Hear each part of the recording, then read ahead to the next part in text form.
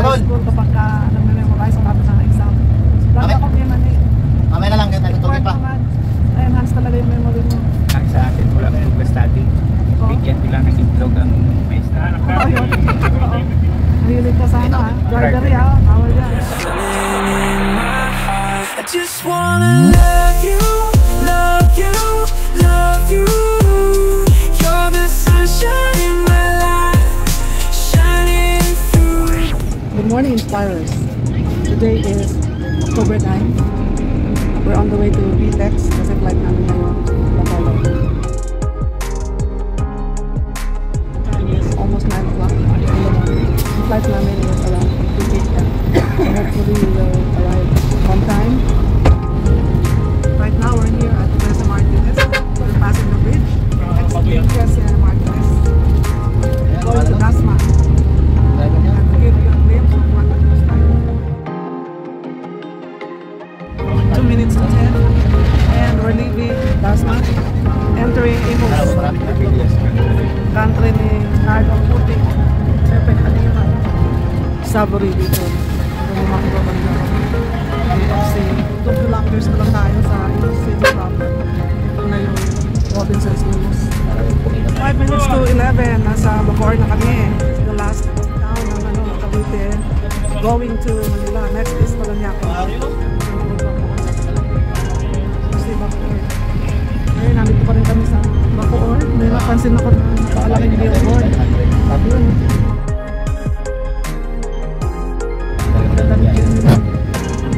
Passing the scanner. May tumalon dyan. Ito na yung going to Paranaque. Mga pine trees. Asya naman yun. Ito naman mga fire trees. Yes, kabing dagat yan. Happy texture. Lapit na tayo sa Toll Plaza. 1 kilometer away. Dito pa rin tayo sa Capitex.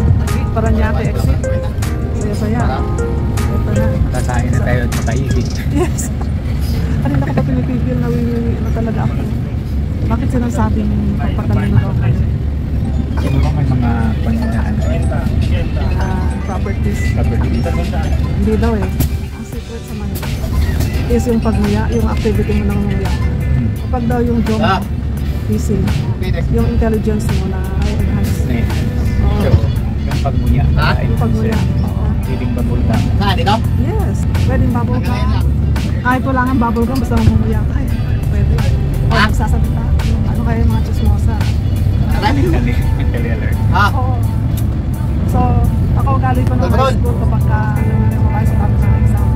Lagi ako naman eh. Mamaya na lang, tayo tutugin pa. Enhance talaga yung memory mo.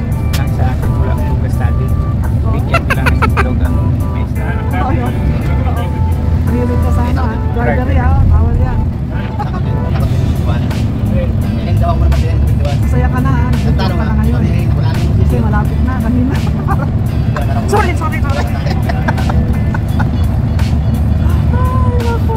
I'm so sorry. Pero ganit. Malay tayo talaga. Kasi hindi natin sigurado ang traffic. Yung may LRT o? Ano yun? Yun. Yung gadagan sa daan. Yun. Ganun ba na yun? Hindi ka ba nakasakay doon? Wala pa. Dapat sumakay tayo kapag uwi natin. Sayang naman. Pagbalik tayo, balik sa Monday. Yan, paliko na po tayo mga kaibigan. Tinatawag ng video. Ito na yung tinatawag ng VTEX. Ang saya-saya.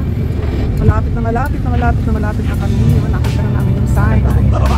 Nakakaihit. Ano ibig sabihin ng VTEX?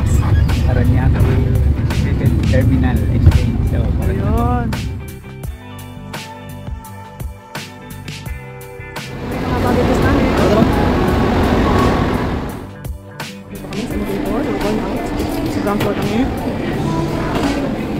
Dito kami sa VTEX. Waiting for order. We're now 51. Ito na yung order namin. Yay!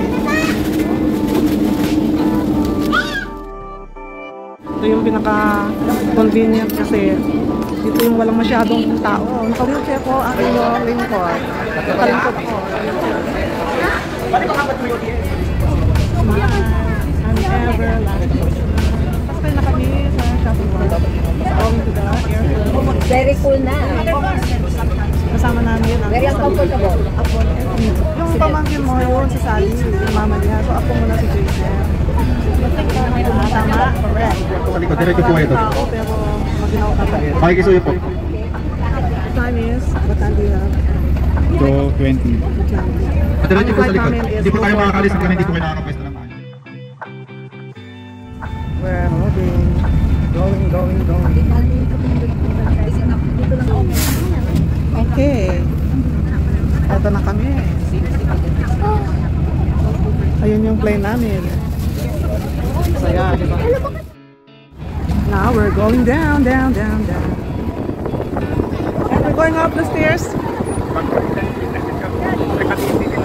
Pastor, met some friends. We're going up the stairs ng plane.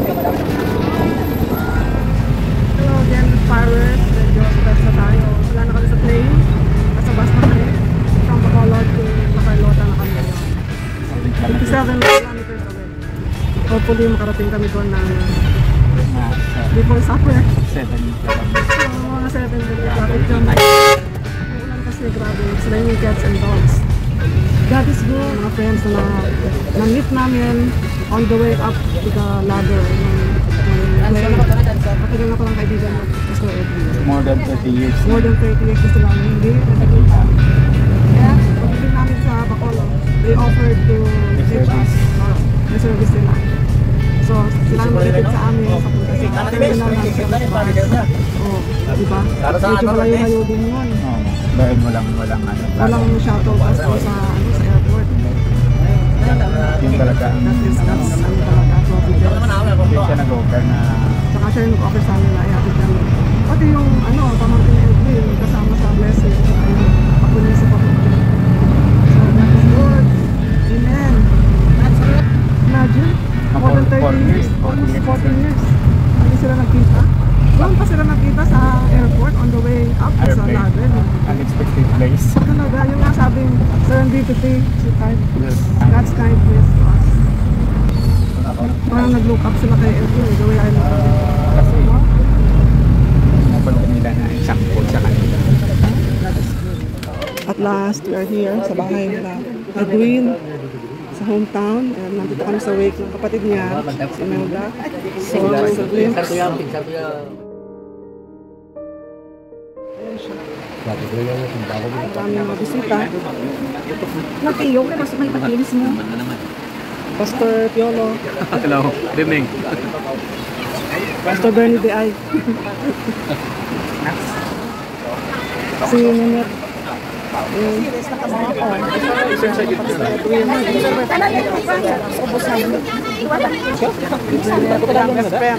Family friend. All in all, the trip was successful. Karating kami na maayos. It's still raining until now. Pero nandito kami. Karating na. And my vlog is complete.